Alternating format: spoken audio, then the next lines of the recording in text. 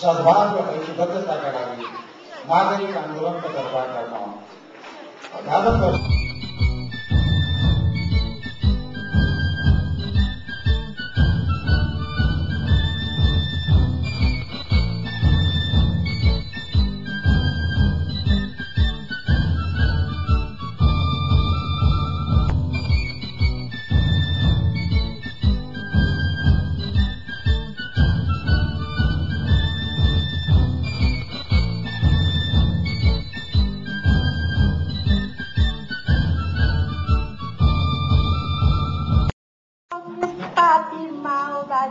अध्यक्ष कमरेड प्रचण्डज्यू,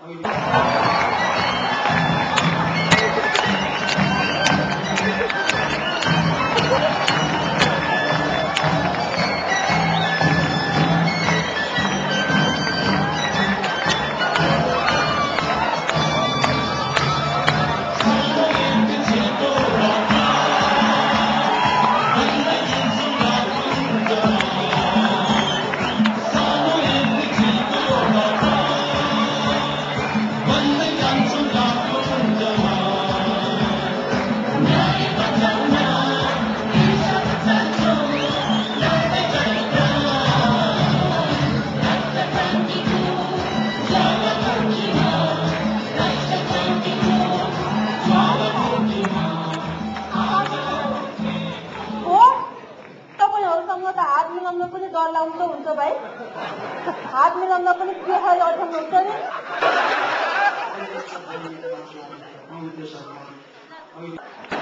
बिस्तार मिलाउनुहोस् त। आमा हो भन्दा भन्दै के साह्रो गरिदिएको भएको कसम।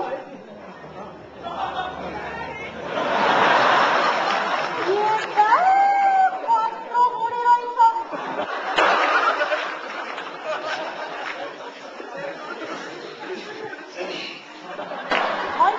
भर्खर भर्खर मात्रै बाउजी पहिलेदेखि त्यो गर्नु त्यो जनयुद्ध हाँक्नलाई यो त्यत्रो बुढीलाई अप्ठ्यारो परेन भने निश्चित रूपमा हामीलाई लाग्यो। निश्चित रूपमा एउटा पत्रकारलाई थाहा हुनुपर्ने कुरो के हो भन्दाखेरि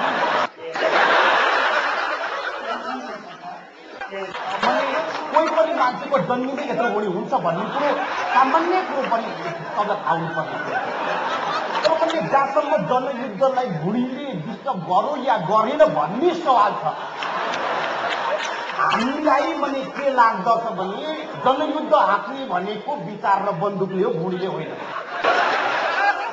अब अर्को प्रश्न, तपाईँ त आलोचना पनि सहन सक्नुहुन्छ नि, कुरो सत्य हो भने निश्चित रूपमा तपाईँलाई रिस नआए पनि तपाईँ त कार्यकर्ता रिसाउने होला नि, के हो भने हामीलाई बारम्बार यो आरोप लाग्छ भने भन्छन् जनताले कि पार्टीको एउटा निर्णय छ, कार्यकर्ताले अर्को व्यवहार गर्नुहुन्छ। तर मैले म यो जनताको बीचमा के कुरो प्रश्न राख्न चाहन्छु भने हाम्रो तर्फबाट आलोचना सहन सक्ने स्थिति आइसकेको स्थिति हो।